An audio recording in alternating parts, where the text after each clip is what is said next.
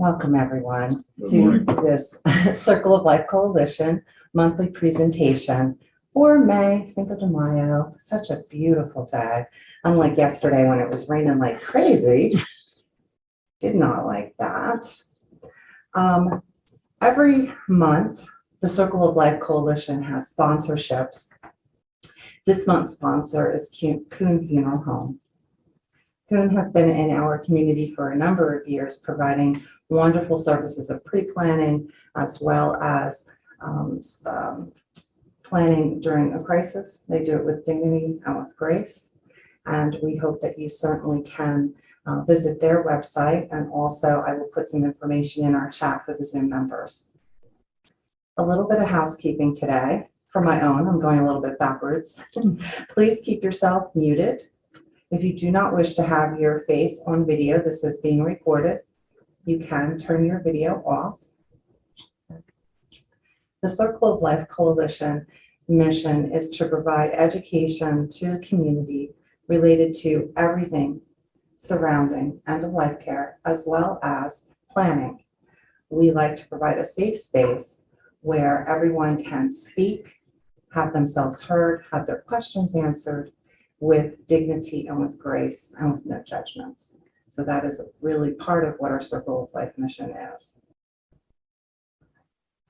Again, thank you to the Zoom participants, and we will take some questions. Post any questions or comments that you have in the chat and they will be answered. Without further ado, let's introduce our speaker.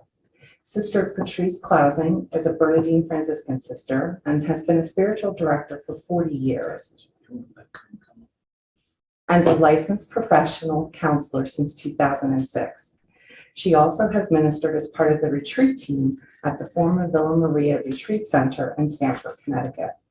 While living in Olean, New York, she served as the bereavement coordinator for home care and hospice, the only hospice in Cattaraugus County at that time.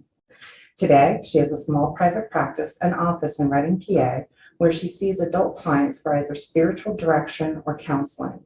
She also offers directed retreats at the Mother House and is presenter at the McGlynn Center for groups large and small. Currently, she is working on a certification in grief counseling from a provider of continuing education for those in the mental health field. Thank you. Sister Patrice. Thank you. May I have the mic? Yeah, I've learned. And if I need to move, I will. There, this is good. Okay. Start. Okay. Nothing's working. No. You want to start your PowerPoint. Oh, okay. Hold on.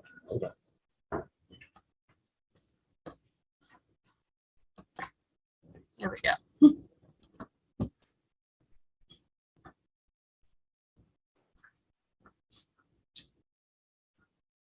The title of today's presentation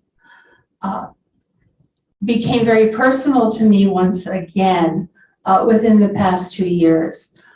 We had 2 major deaths in our family.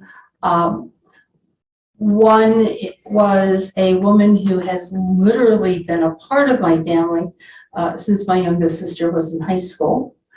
And the other was my 42-year-old niece who died after a 12-year battle with breast cancer. And one of the things that as a family we began to face again was, how do we cope with the holidays again? What do we do with all these special occasions that just come up routinely? And so I began to think about that. We did some things in my own family. And so I decided last fall to put together a program and share that information with a group who was here. And I was surprised at the response. There were a lot of people looking for ideas and for answers. Okay.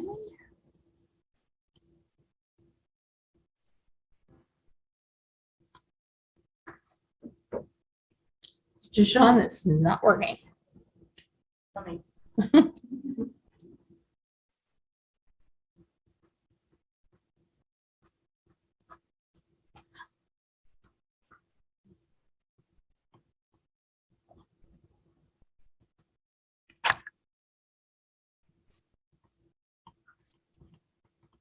And you're gonna have to do whatever you do. Let's just find the right button. No. This is working fine. Okay. What did you do? I just click this thing. Let me go back. Let me try it. Let There we me, go. let me. You know, it's working. Okay, thank you. I'd like to begin with a brief reflection on birth and death. A good number of years ago, I was teaching 8th grade in a small, middle-class, incredibly friendly town in central New Jersey. I was teaching 8th grade, and I actually had 10 girls in my class. And one of the girls who had been with the class the whole way, her mother was dying of multiple sclerosis. And she was beginning to really enter into the end stage. And one day, as I'm getting ready to start my planned religion class, one of the kids picked up their hand and said, "Sister, what's death? We're all worried about Lisa and her mom." I had never been so grateful for having read something probably within the past 2 weeks. And I shared this simile, metaphor with the girls. And over the years, I've run into a few of them here and there. And whenever I do, none of them fails to mention this that I shared with them that day. If at the moment of leaving the womb, a baby could speak, it would be screaming, "I'm scared, I'm dying," because it's leaving the only world it ever knew. It's small, it's dark, it's wet. And now all of a sudden you have hands and instruments and light. And so the baby would be screaming that. But those of us who have been waiting for the birth of that baby, we don't say that. We say the baby is being born because we know that there is so much more than that warm, wet womb. And if that is true at the beginning of life, it must be true at the end. We say they're dying. And in many traditions, both cultural and spiritual around the world, there is a belief that somehow life doesn't end. And so there are people on the other side who are saying, "Oh no, they're being born." Because they know that there is a world so far beyond what we are used to seeing and used to participating in. It seemed to comfort the girls. It comforted the young woman whose mother was dying, and I believe she had died like within probably 10 months after that time. And I have used that over and over again, both in spiritual direction and in counseling, when I've been working with someone in grief.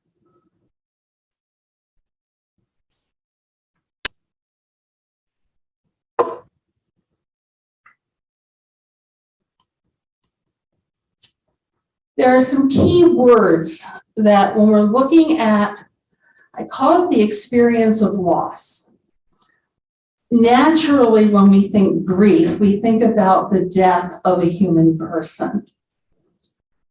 But grief is the result of loss.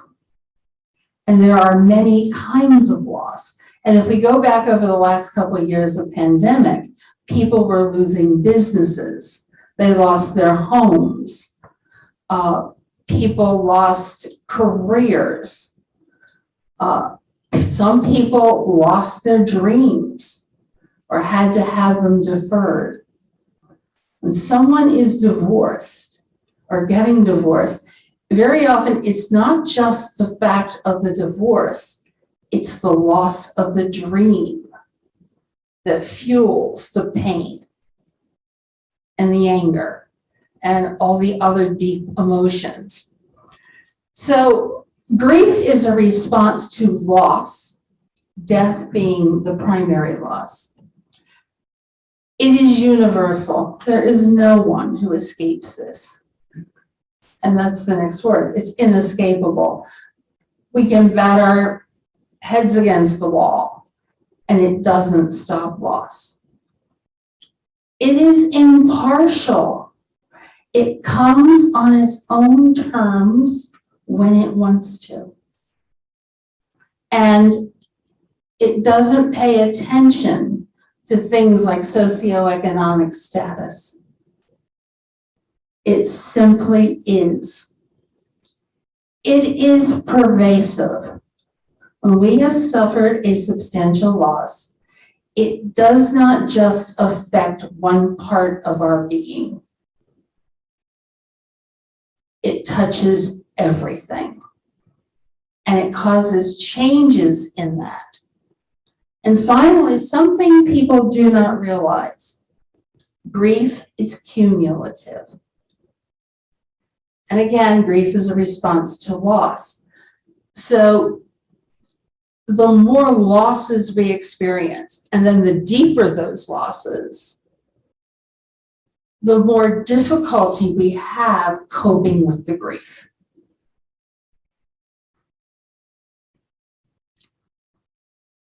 I wanted to just go over this because a lot of people use these three words interchangeably, and they are not. Bereavement is your state or your condition that involves loss. You are not yourself when you are deeply in grief. And people will say that, I'm not myself. So the condition is bereavement. Grief are the feelings of sorrow, anger, guilt, confusion. And a lot of those feelings we misappropriate to ourselves. We think, I could have stopped this. If I had only been home that day, I should never have gone to work, whatever it is. I shouldn't have let them go here. I didn't feel like driving with them to the grocery store. The list just goes on and on. But the feelings are what we call grief. And then mourning is the overt expression of grief and the usual cultural, personal response to bereavement. A number of years ago, I was privileged to go to Assisi, Italy, and someone from the town had died. And one of their mourning rituals is within probably 2-3 hours. They have pictures of the person posted all over the city, all over Assisi. Everyone in town knows who has died, when the funeral will be, which one of the many churches it's going to be held at. And so that is the classic mourning. For me, the best example ever is Scarlett O'Hara from Gone with the Wind. They're having the dance, and Scarlett is in mourning. And at that point in time in the Old South, a widow grieves seriously for at least a year.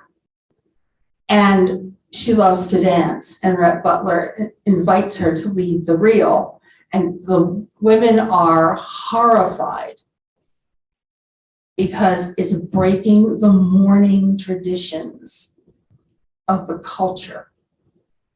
And eventually he offers so much money that she says, it's for a good cause, and off she goes. But it's an example of what mourning is. In the Victorian age, people used mourning jewelry, and they had pieces of hair from the person who had died that were literally built into either lockets or rings. Part of this overt expression of your grief. Many sisters from my congregation have their origins in Poland. And when someone died in the earlier days of the 20th century, homes and doors were draped with black. And so everyone in town knew that someone had died. And then it stayed on for a prescribed amount of time. So it's good to have an idea of what these things mean when we're talking about them. God bless Dr. Kubra Ross. She is the one who spent hours upon hours talking to people who were in the process of terminal illness. And she is the one who developed the 5 stages of death and dying. And we all know them. And it starts with, denial, anger, go through the list.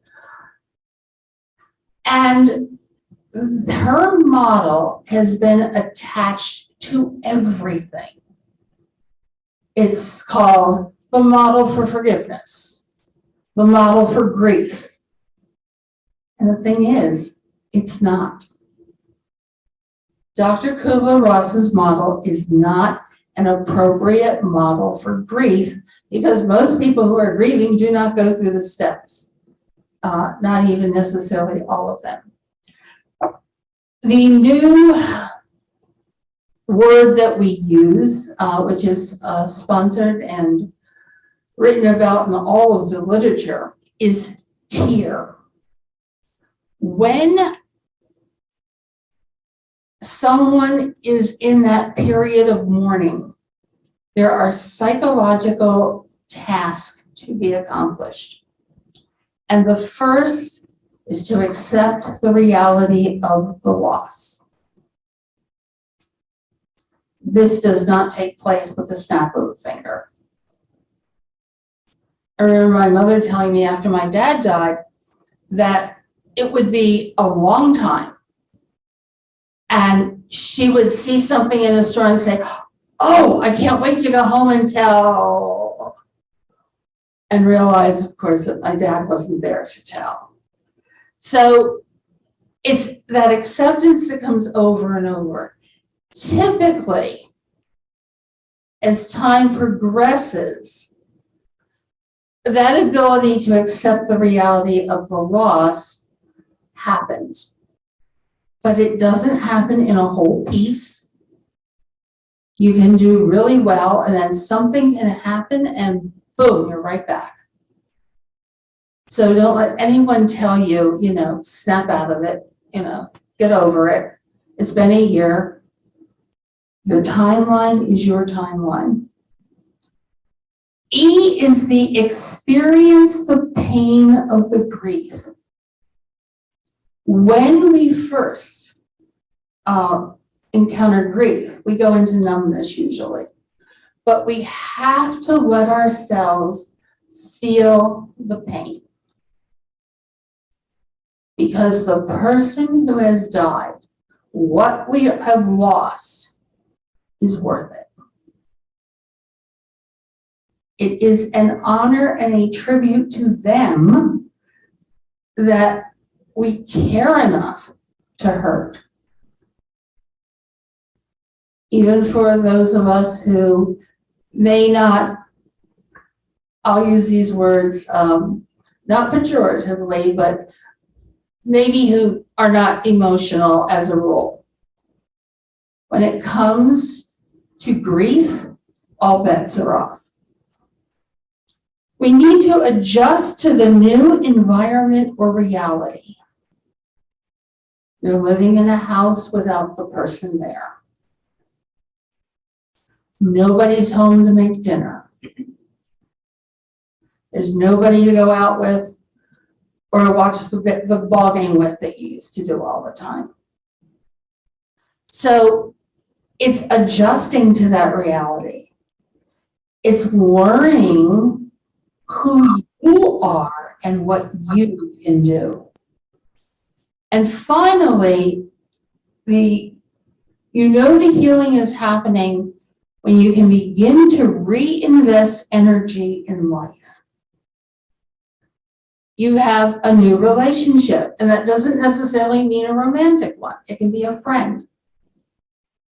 Or you embrace a cause. I just saw Katie Couric yesterday on an ad for colon cancer. And since her first husband died, that has become her primary cause, is education about colon cancer. And so it's things like this that tell us that we're beginning to move. I have a number of slides that have sort of a purple color. I'm not going to go through them all, but I thought they were important enough to put up. You're certainly welcome to read them. There are physical effects to grief.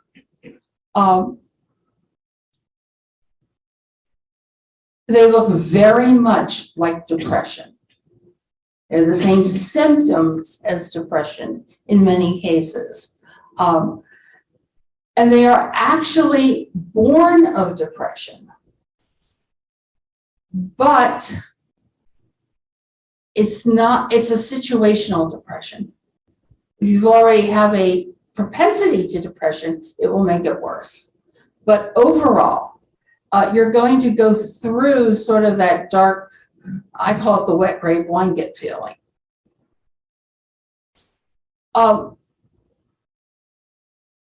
More symptoms. The middle one's really important. Your immune system becomes weakened. And most of us, when we are in the midst of grief or bereavement, we don't take care of ourselves very well. We don't eat right. We don't sleep right. We don't do exercise. We don't get any recreation or rest. And we need to do all this. There are emotional effects. And as I said before, the first is usually numbness. And very often in the early days of bereavement, this is your body taking care of you. You simply cannot cope with the enormity of what has happened. And so it's the normal defense mechanism, in this case, a very good thing that's protecting you from being completely overwhelmed. Anger and depression are the two most heightened states of emotional response. And you can be angry with anybody or anything. And guess what? It's okay. The one I want to mention is the last one. The inability to do ADLs, activities of daily living. People who are in grief. I watched a woman who was actually an accountant, worked at a very prestigious firm. And after her husband died, she couldn't write a check. Couldn't balance her own checkbook. Activities of daily living. That's normal. And so if you are in a family or a group of people who are mourning, it's not just you who are struggling with stuff like this, it's the others. And you put all of that together and people being frustrated with themselves because they can't remember how to make the spaghetti that they have made every week for the last 20 years. That's normal. Okay. So, what do you do to celebrate? all participants and stakeholders, anybody whom this death or loss has touched, are invited to have a voice, but avoid as much conflict as possible. So if you're getting ready to celebrate the first Thanksgiving after someone has died, you need to talk to everybody. And you can't just pick 3 people. You need to at least let people know. What you're trying to do is to identify the familiar, the comfortable, the traditional, the recognizable, and the desirable about Thanksgiving in the past, about that person's involvement with the holiday or the feast or celebration, and you need to do it in advance of that particular event. Never forget the woman who sat there crying her eyes out. And she brought her daughter with her. She couldn't even drive. And it was after Thanksgiving. And she said, nobody even mentioned his name. And what was going on behind the scenes, the daughter said, we thought you would be too sad that we talked about him, so we made an agreement that we wouldn't bring it up. Wrong. You need to discuss this ahead of time. And within your own family traditions, you need to include the person. And so if the person who died always made butternut squash casserole, and everybody loves it, somebody needs to make butternut squash casserole. And when it shows up on the table, people need to be able to say, oh, Mike would have loved this. He would have absolutely loved this. It's one of his favorite things about Thanksgiving. And you give people permission to recognize that there is a loss, but that there are also memories. And ultimately, memories can form the basis of healing. Talk about the presence of the person as typically experienced by others. You cannot start sugarcoating people's lives just because they're dead. You have to look at their lives honestly. And another part that's extremely important in celebrating is going to be recognizing that often different people in a family have different perspectives and different relationships with the person who has moved on. And because of that, as they're moving on, they are going to either find certain things the family wants to do appropriate or inappropriate. As the family or people are talking, you need to start thinking about, are there any possible actions, rituals that we might want to include, and keep it real. You know, if the person was like, I'm gonna eat my turkey and go to bed, you can't start acting like, oh, they would have loved the football game. No, they wouldn't. You have to keep it real, because being real honors the person. Not everyone is going to have the same memories or intensity. So I may be beyond devastated that my grandmother died. And I may have a cousin with a very troubled relationship with the grandmother. I can't expect that what I'm feeling and wanting to do is what everyone else is going to want to do. And expecting that sets things up for some very uncomfortable time together. If there is a person who needs a special reminder, a keepsake, and they need to have it with them on these special occasions, they should have it. But it doesn't mean everyone else needs to appreciate it. And that can be difficult. We really need to give one another space so that people within a group can still do what's necessary for them. In some families, there are treasured keepsakes. They might need to be shared or passed around.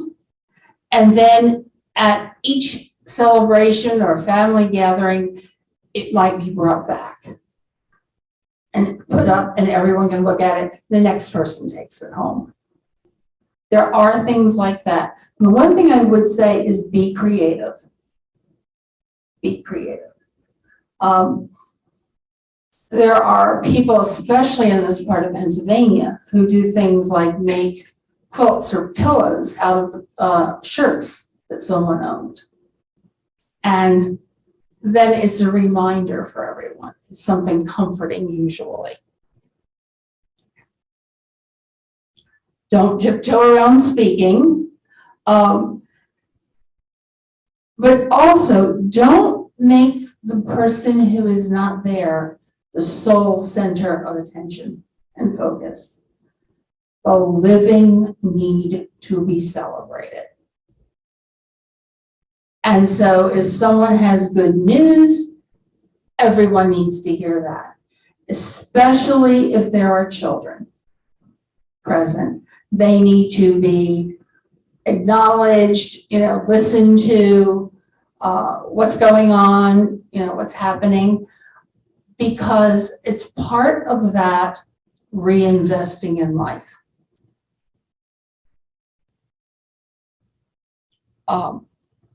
And if you don't get this piece right, there can be a lot of misunderstanding.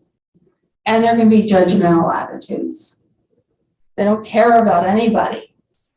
They ignored my child. Oh, no, you don't.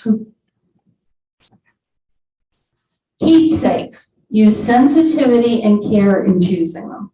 Keep whatever you want for yourself, but if it's something to bring into the family, then make sure that everyone in the family can relate to it in a positive way.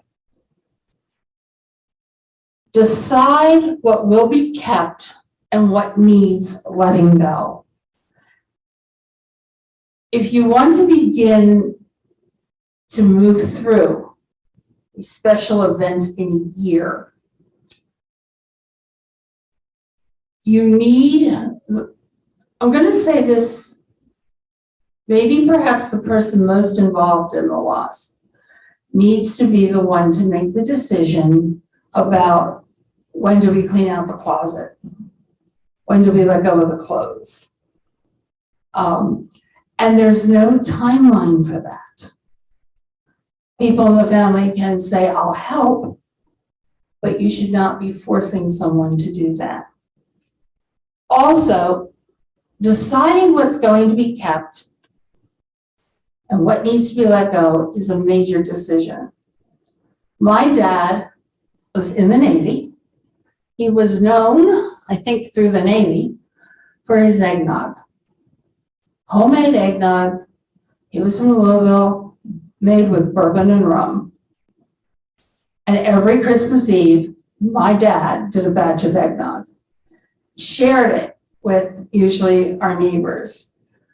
He always took a batch to work for their Christmas party. And people far and wide would talk about Ken's eggnog. One thing he was remembered for. The second, he had a postcard of Scrooge. And it said, bah humbug. And the last thing that went on our Christmas tree every year was my dad putting the postcard of Scrooge on our Christmas tree. He died in June, so as we're getting ready to celebrate Christmas, my mom and my two sisters and I were together. We were doing the tree. My mother picked up the bah humbug card and looked at it and said, what do you think, girls? And we all went, no, get rid of it. And I go, but we're not getting rid of the eggnog. And to this day, I make it every year. My sister and her husband make it, and usually at least one of her daughters make it every year.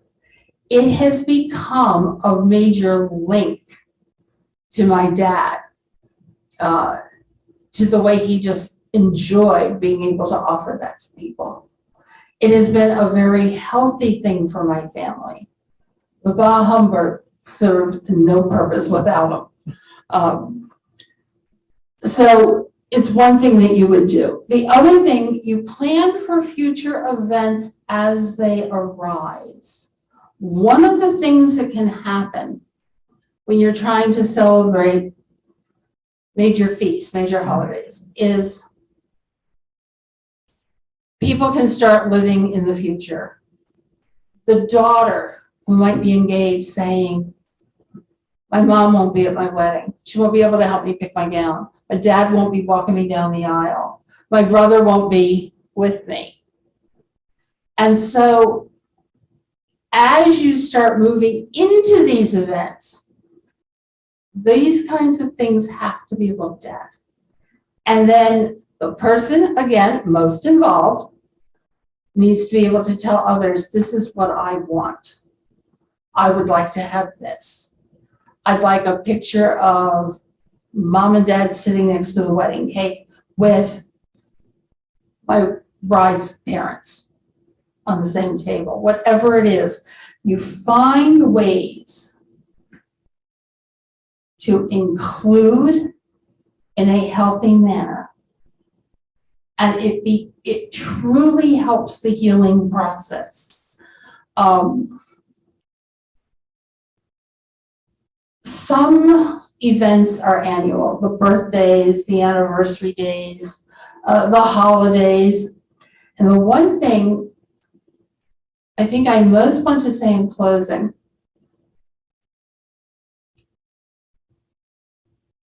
is anniversaries of anything are rich and ripe sources of triggers. In counseling, we use the word trigger to refer to something, and it can be something literally floating in the wind that instantly puts us back in a different place in time. One of the problems with triggers is that we often don't know what triggered us. They are very, very subtle. So let's say a woman got a diagnosis of breast cancer, and it happened in mid-November. And she tells everyone, and within a few years she dies, and somebody in her family, spouse, child, whoever, is the middle of November, and all of a sudden they don't know what's wrong with them. They have no clue. But they find they're really immersed in what happened to their mom, to their wife, to their sister. What could have triggered that? You know how the November air gets that little tinge of cold and almost feels like there's little icicles in the air sometimes, and it's got that, I call the Jack Frost smell to it? That could be the trigger. That after they heard the news, they went out and took a walk, and that's what it was like outside. And so even though it's not conscious, the body remembers. And so the trigger happens, and you literally get, it's not really a flashback. It's not even post-traumatic stress. It's a very powerful memory. But you're just not sure what the source of the memory is. You can be 4 years beyond someone having died. You can be walking through a department store and all of a sudden you just pull up. And you're not sure why. And find out you just walked past the perfume counter and you got a whiff of a fragrance that the person used. And it triggers things. There are ways to celebrate the holidays. There's ways to celebrate special events. The key is to be kind to yourself and be kind with one another, and to do what works for you. Thank you so much.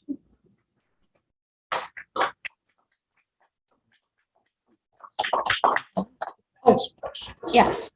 Anyone have any questions? Comments? We're going to give Deborah a moment to see if anybody's coming in with that.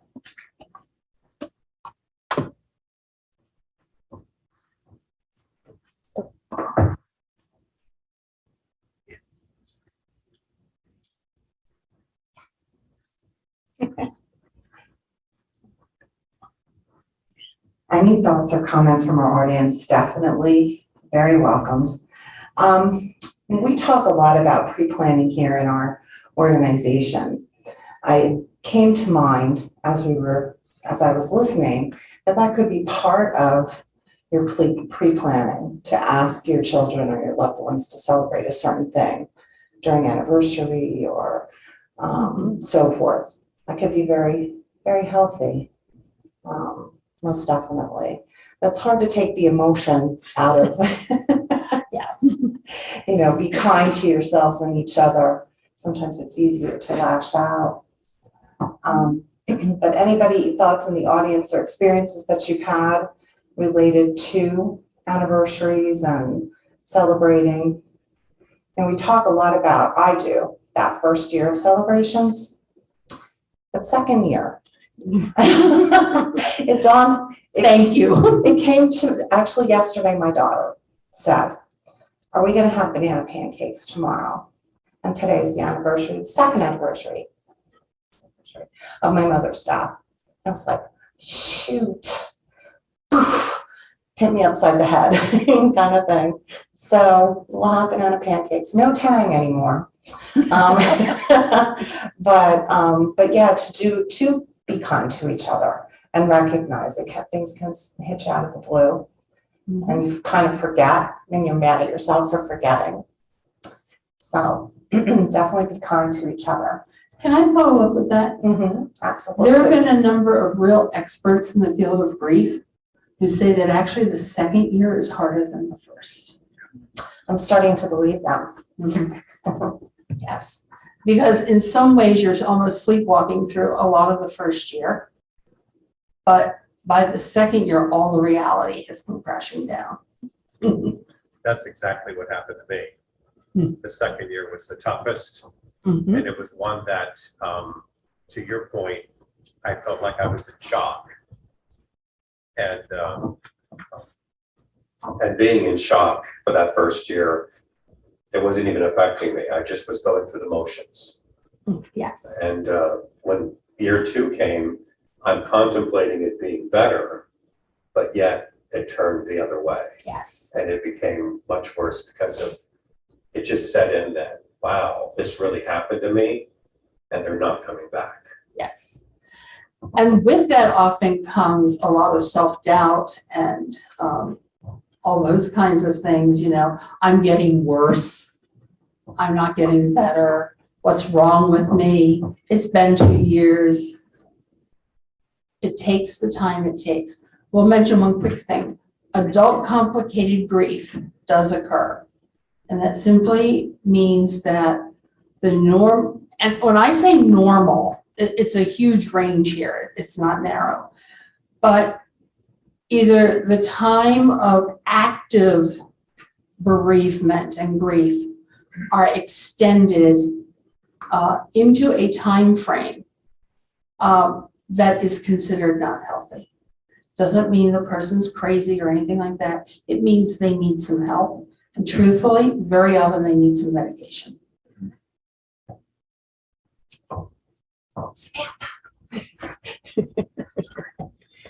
Okay. Hi, everyone. My Hi. name is Samantha Smith. I'm actually Funeral Director with Coon Funeral Home. We're really proud to have been able to sponsor the talk today. But thinking about the presentation today, I had to reflect on experiences I have sitting with the family just following a loss.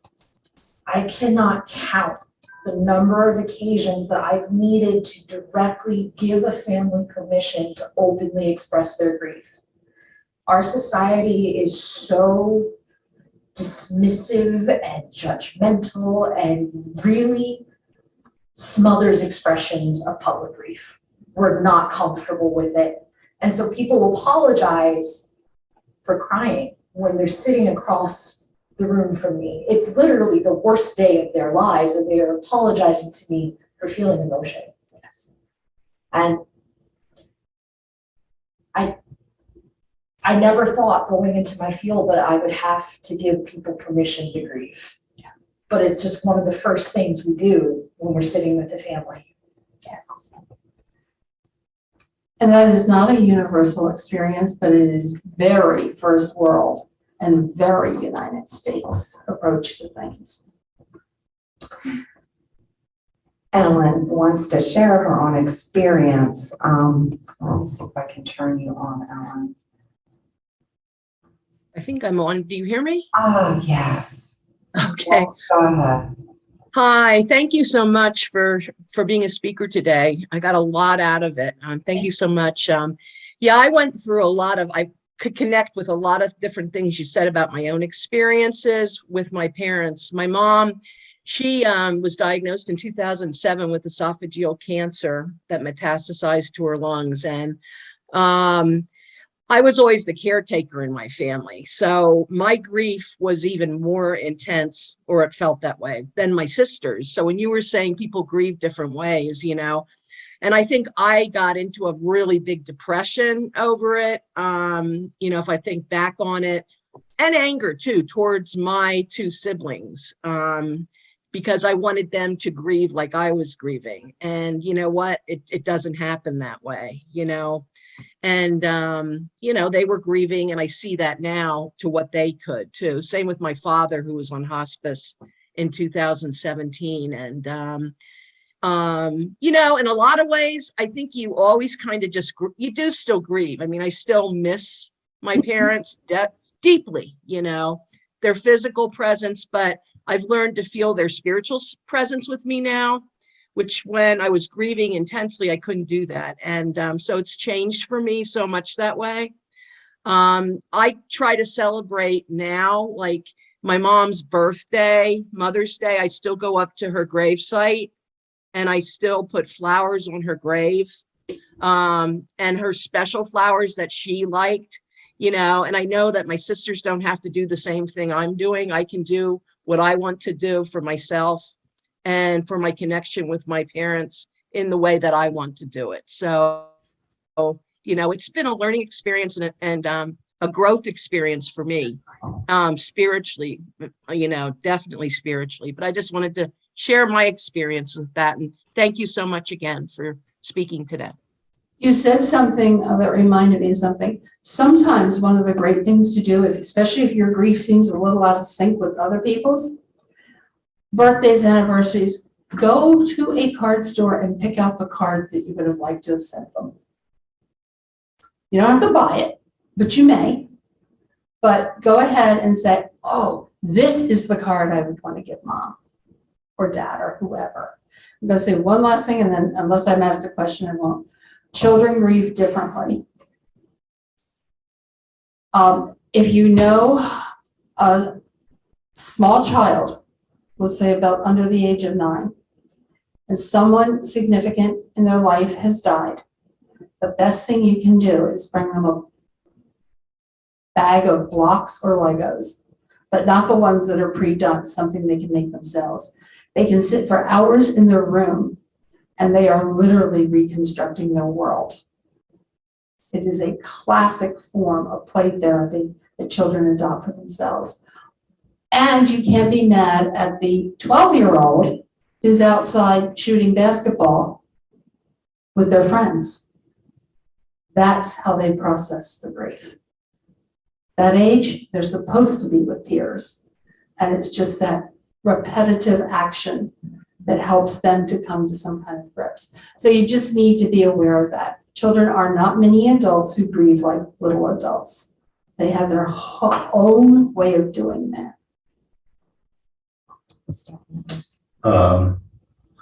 I just lost my mom on April 14th. Ooh, And she was in great health at the end of January, but within 2 months, I mean, she got a brain tumor and that was it.